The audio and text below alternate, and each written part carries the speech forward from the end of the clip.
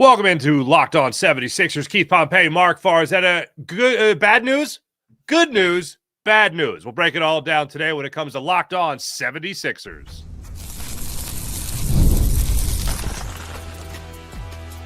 You are Locked On 76ers, your daily Philadelphia 76ers podcast, part of the Locked On Podcast Network, your team every day. And welcome in this edition of Locked On 76ers. Keith Pompey, your Inquirer.com 76ers beat writer. I'm Marc Farzetta with you. Been talking sports with you for damn near 20 years. And this is Locked On 76ers on the #1 sports podcast network, Locked On Sports Network.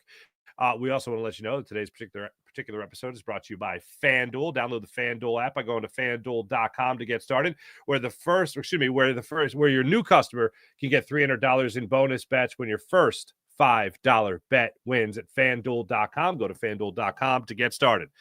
Bad news: Jared McCain gets sent down. I don't care how you want to slice it. That's never a compliment to get sent down. Good news, Keith. You just told me before we started the show. What was the good news there about that Dom Barlow character? Yeah, he's back. He's back. Yeah, there's the good news. He's not on the injury report. Yeah, he was at shoot around this morning, so that's the good news. Bad news again. Joel Embiid missing tonight's game in Detroit against the Pistons. Obviously eligible to play, but holding him out. So let's break it down here. Let's start off with Jared McCain. How negative should we take this, or how negative should the 76ers fan base take this that Jared McCain is back in the G-League, Keith Pompey? You know what? Let's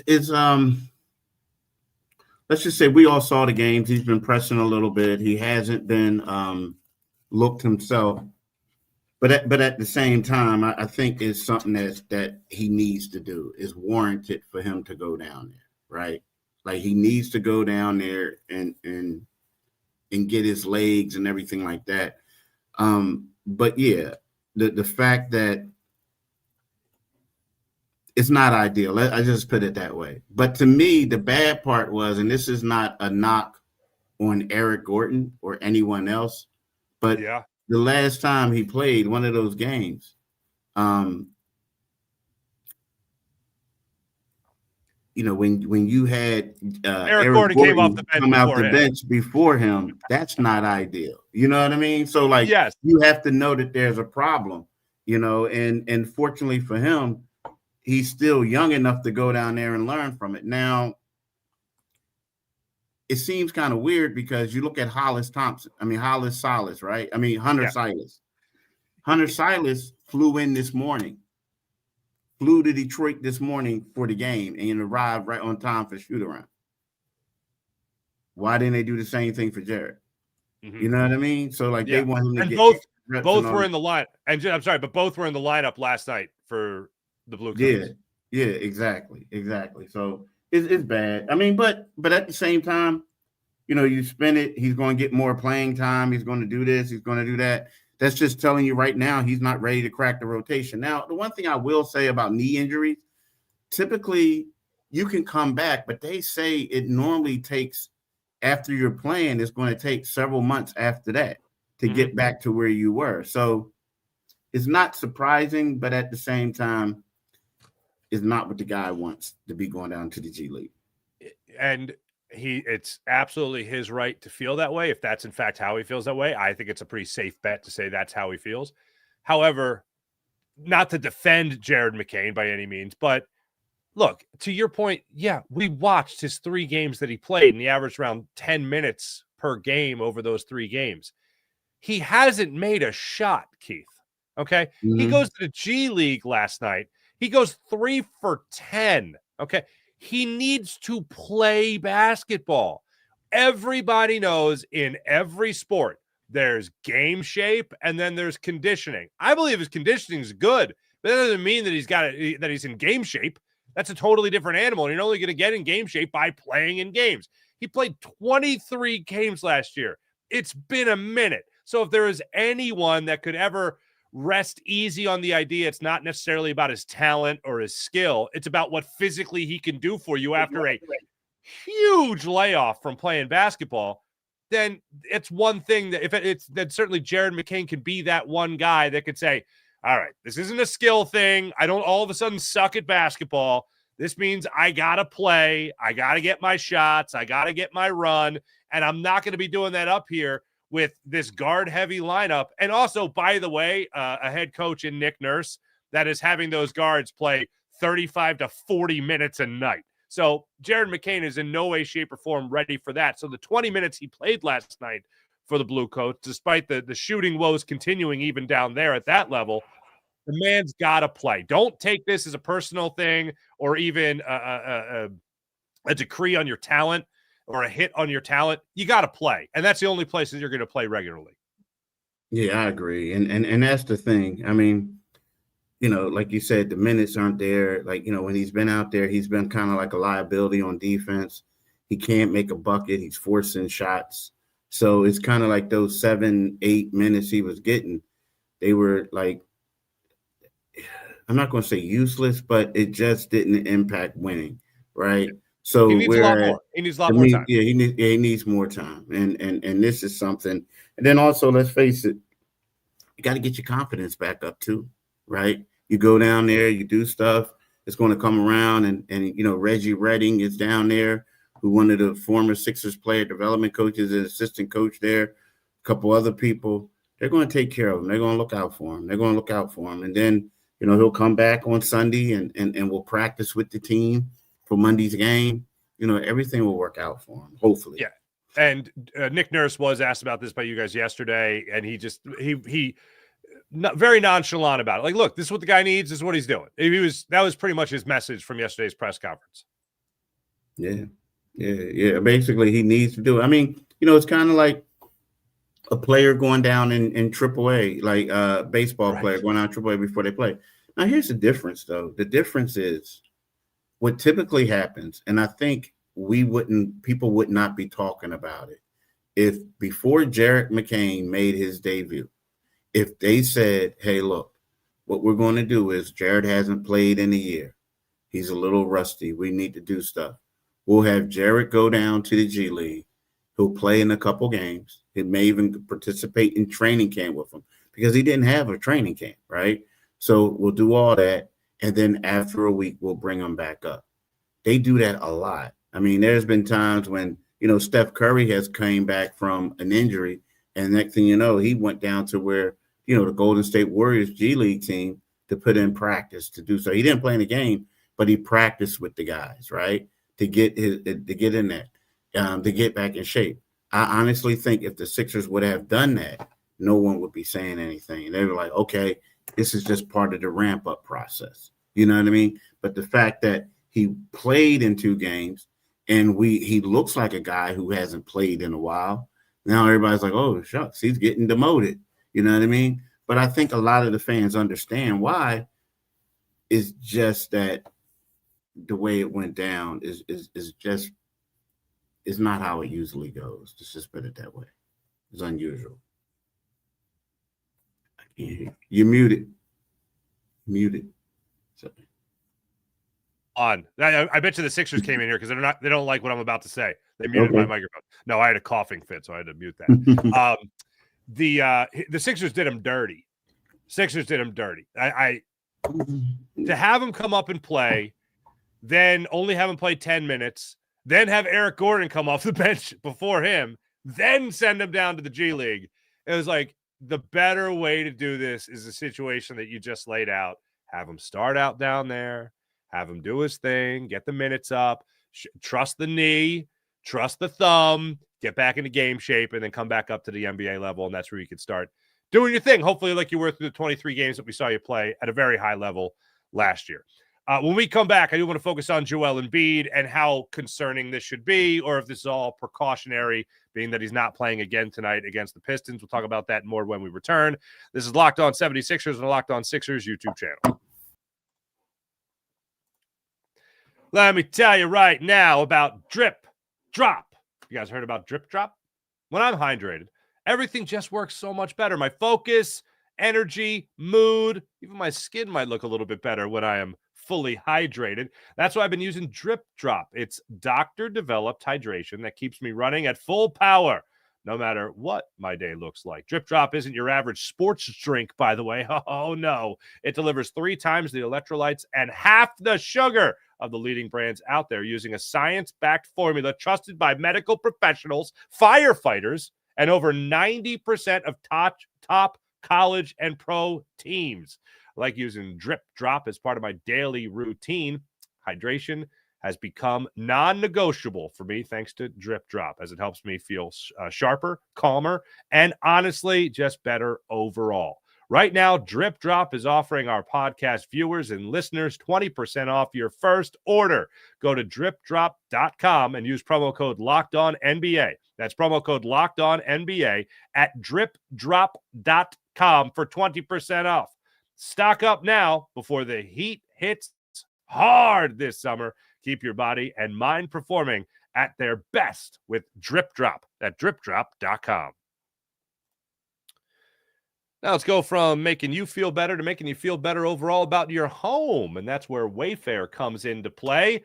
Wayfair is amazing. Told you guys about the curtains and the curtain rods that my wife was all excited about for the dining room ahead of Thanksgiving. Well, this holiday season, it's the right time to make sure you're putting your best foot forward with how your home looks, and Wayfair can help you with all of that. You don't even got to wait. Wayfair's Black Friday deals are happening all month long with up to 70% off everything from sofas to spatulas. I recently upgraded the dining room with those curtains and curtain rods. It looks fantastic. Fit for the king, as a matter of fact, thanks to Wayfair. If you ever hosted family for the holidays, you always want to make sure that your home is looking the absolute best. So don't miss out on their early Black Friday deals at Wayfair.com. That's Wayfair.com. And make sure you shop Wayfair's Black Friday deals for up to 70% off already underway at Wayfair.com. That's Wayfair.com. Sale ends December 7th. Not kidding about those curtain rods, Keith. They do look fantastic. Dining room's popping, man. It's popping. Joel the Process Embiid.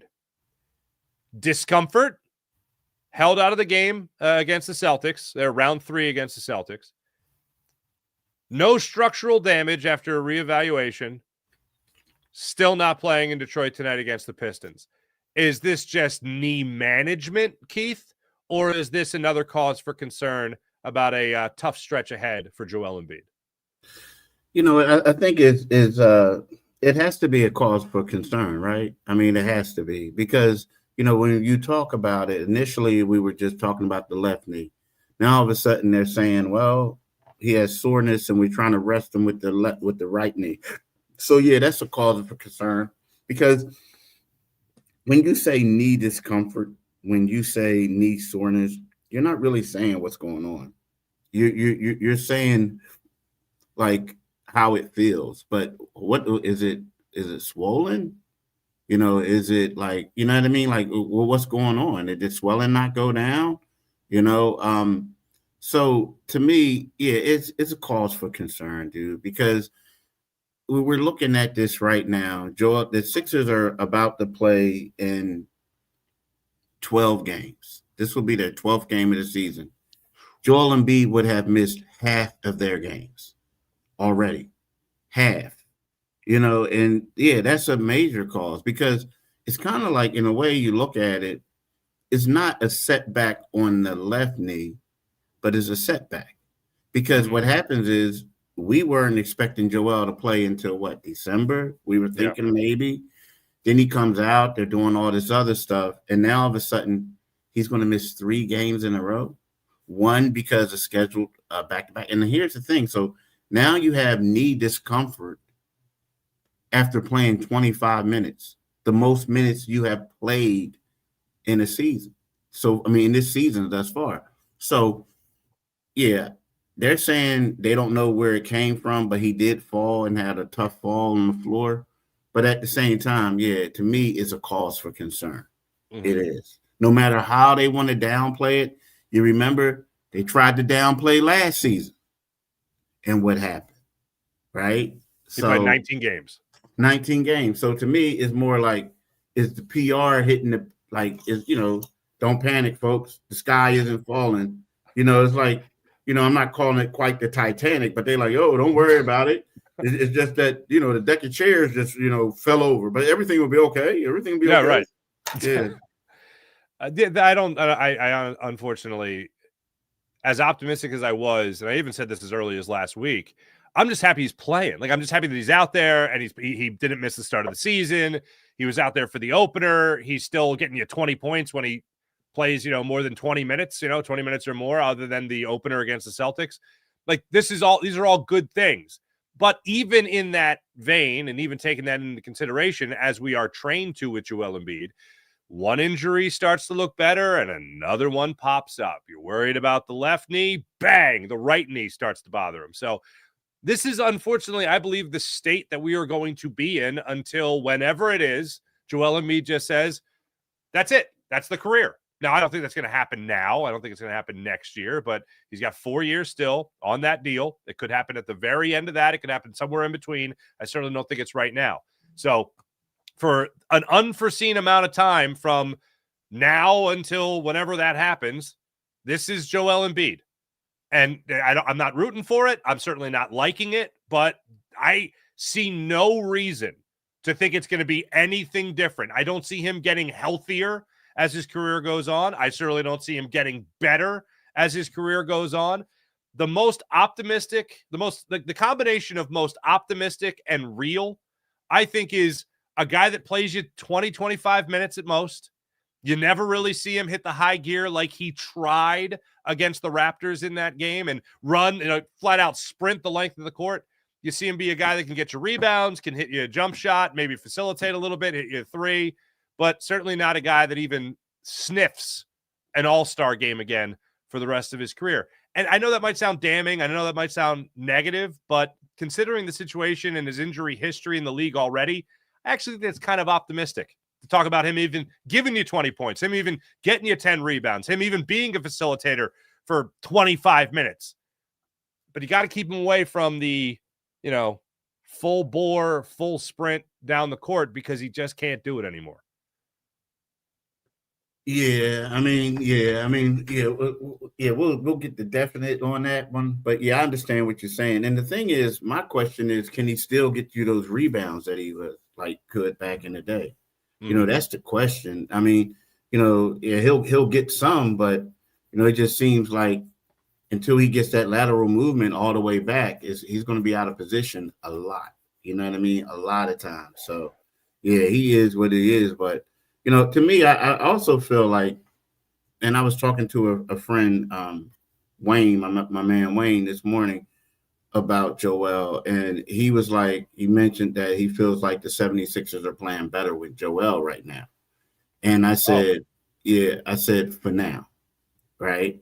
And he was like, what do you mean like when he gets in shape? I said, no, basically they're going when they start going up against stiffer competition, and Joel, of course, when he gets in shape, the hope is that he's going to be able to dominate games with play.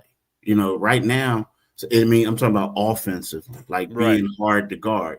So I feel like when they go to the playoffs or something like that, if Joel can show some improvement to getting closer to back where he was, they're definitely going to need him.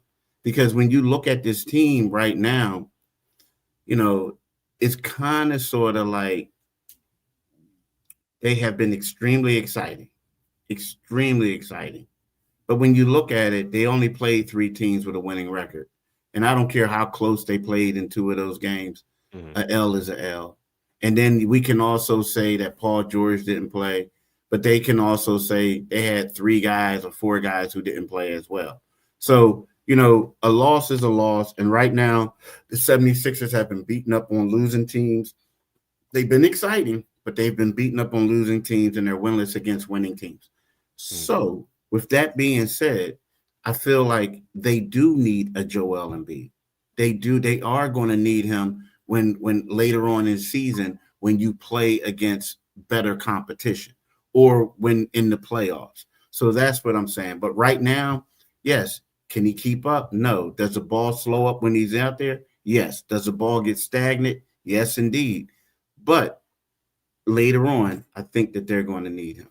Mm-hmm. Well, I think we were making car analogies last week, or maybe it was the week before, and Yeah. it's like I feel like Lambo. it's Joel Embiid.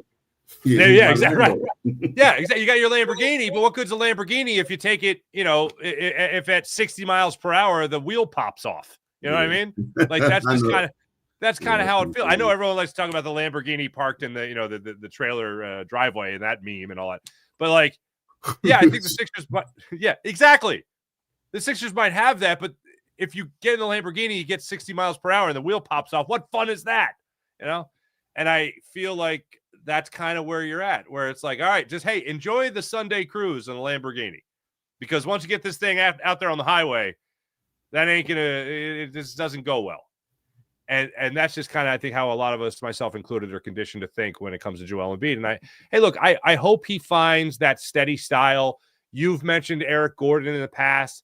Eric Gordon realized he can't jump out of the gym anymore, but he can still shoot. So that's going to be his career.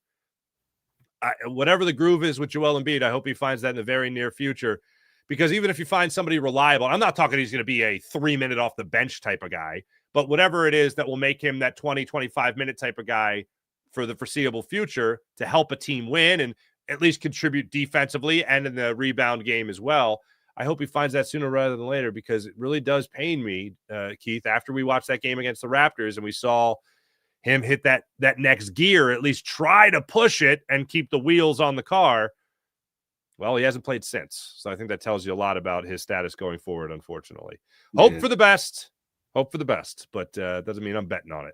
That's all we can do, right? Right, exactly. When we come back, I want to talk about this Pistons rematch tonight, what the Sixers, what we can expect from the 76ers with the 7:30 tip-off tonight against the Detroit Pistons, who have rattled off 8 wins in a row and are now the number 1 team in the Eastern Conference. Sixers right now sit at number 3 at 7-4. We'll break down that game when we come back. Also, a little bit more on Dom Barlow, whether or not we can expect him back in the starting lineup tonight. Talk about that when we return. This is Locked On 76ers.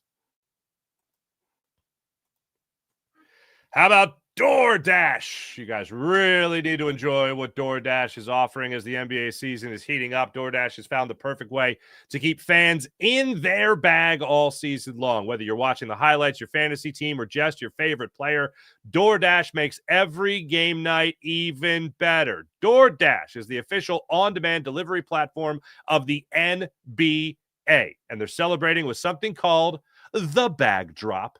Every time an NBA player scores 50 points in a game, DoorDash drops 50% off your order with Dash Pass the next day. And you're automatically entered for a chance to win the ultimate fan bag. We're talking player-inspired drip, exclusive gear, and stuff you'll actually want.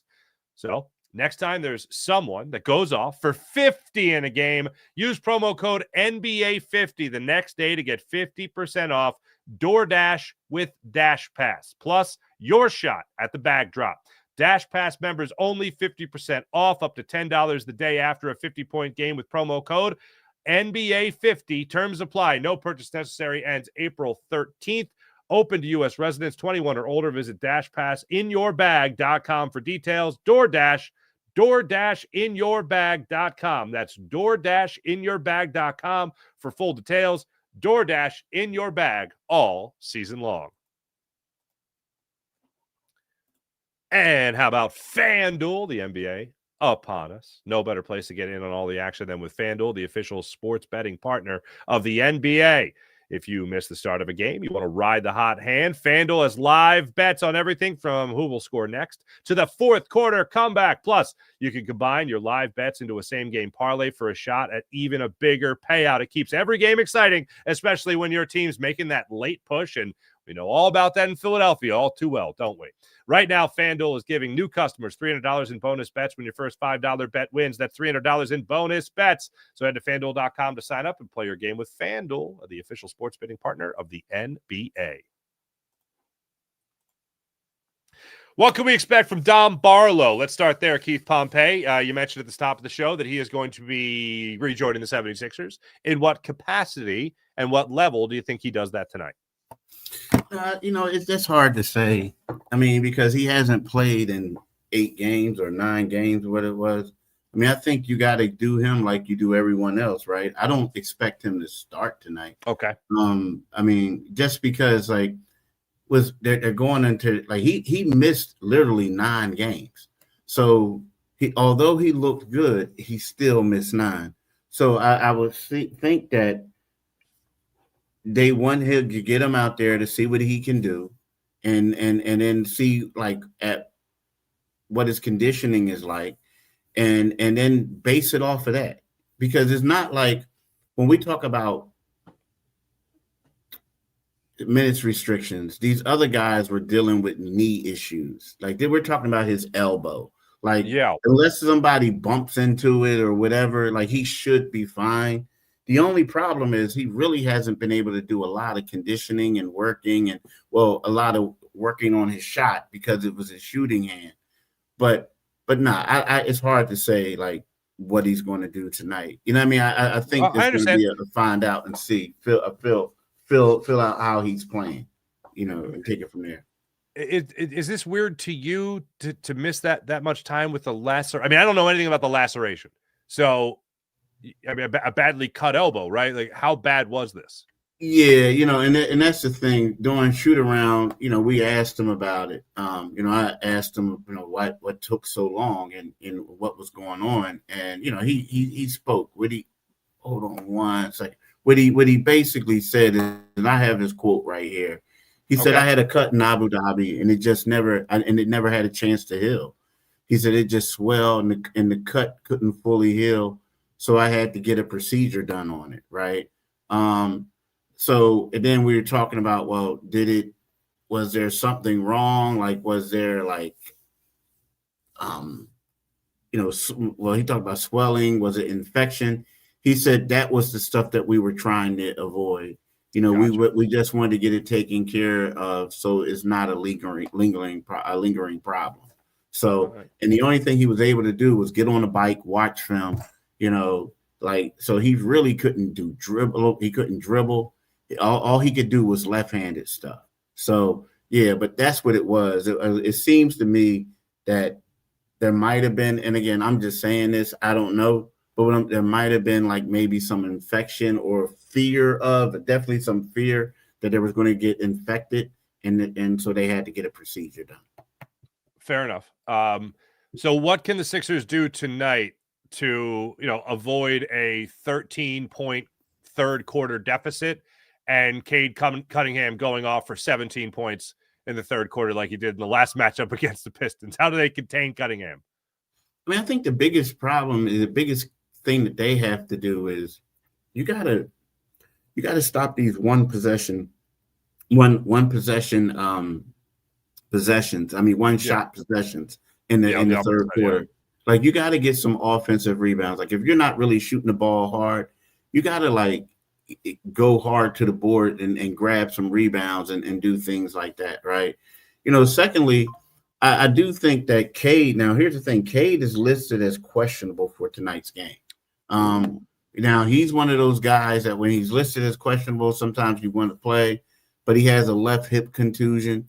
Jalen Duren is also listed as question with a sprained right ankle, right? So when we say stuff like that, you're kind of like to a point like, this could get interesting. Could this be one of those scheduled wins or whatever? Right? Yeah, right. But I do think the fact that he's hampered a little bit, and you will see like Kelly, you know, is coming off of a pretty good fourth quarter against Jaylen Brown. Oh, hell yeah.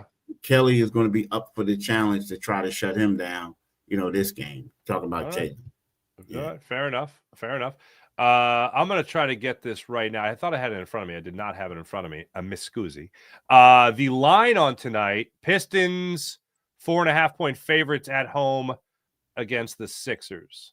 That's the way that's working right now. 4.5-point spread in favor of the Pistons. So I'll see if that moves closer to game time with the news of Cade Cunningham, obviously.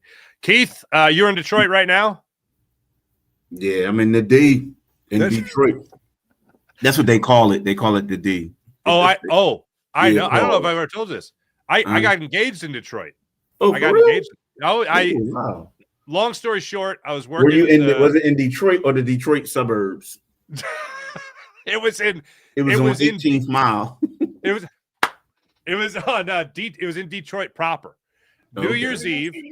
Lions were playing the Sunday night game, I believe it was, and it was the last stop of the NFL schedule. I was out there. My wife said to me well before the game was scheduled, she said, because I was working for Sunday Night Football at the time, and she goes, wherever that last game is New Year's Eve, I want to be there and wherever it is. So it was down to I think it was San Francisco, Miami, and Detroit. And Detroit got the last game. So no disrespect to people in Detroit, but I think you'd rather be in San Francisco. You'd rather be in Miami. Well, Miami, right? Yeah, but exactly. You know what? It's funny. I like Detroit. I love Detroit. See, Detroit reminds me of Philly. It reminds me of Philly. Detroit's got a lot of Philly in it. Yeah. Yeah. Here's the thing. When you go on the East Coast, and the thing is, I lived, a lot of different places, but I grew up in Philly. So whenever I go somewhere, you always know the Philly cat. You just know it. Yeah. The dude from Philly by the way we dress, the way we talk, a little bit of swag with us, right?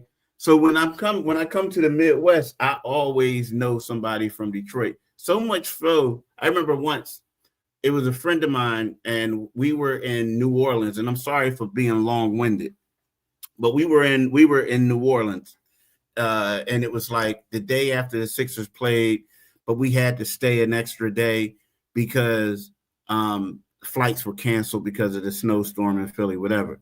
So he brings this girl over, this young lady, and he's like, yo, man, this such and such. I met her.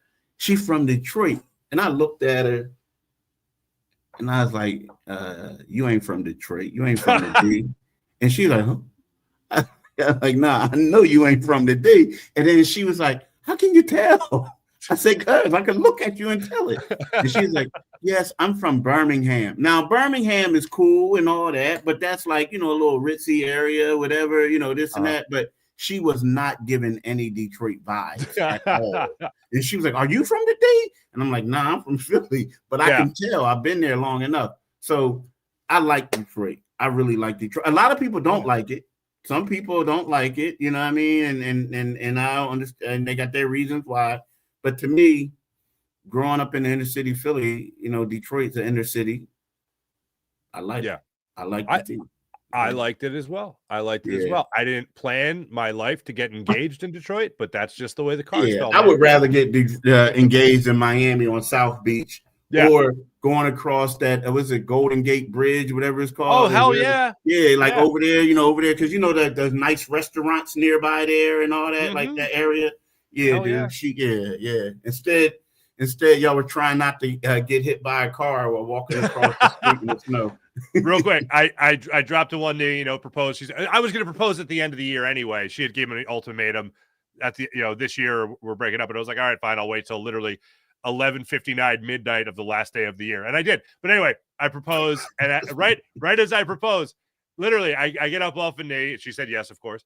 And a guy drove by. It was so perfect, Detroit. A guy drove by in a classic Ford Mustang, and he just beeped his horn real quick, and he goes, "Hey, buddy, that's how you do it." I was like, "Thanks, bro." He's like, "Good luck to you." I said, "Thanks," and then he drove away. Yeah. It couldn't have been more Detroit. It was perfect. Detroit, it was absolutely perfect. And look, they also have a clothing store that I go to. There's a guy who used to live in Philly, so I go in there, and dude, let me tell you, when I go in that clothing store, they give you discounts because I'm like, dude, I can't pay for this, man. The stuff y'all trying to sell. But when you go in there, it's like the OGs, the way they had their suits on. Yeah, I know what you're talking. I know I'm you mean. Like, yo, okay, players. Yeah, I know exactly what you mean. That's great. Keith Pompey in Detroit at the moment, learning all about the D. And Sixers got the Pistons tonight, 7:30. I'll have a short for you guys after the game with an instant reaction to that.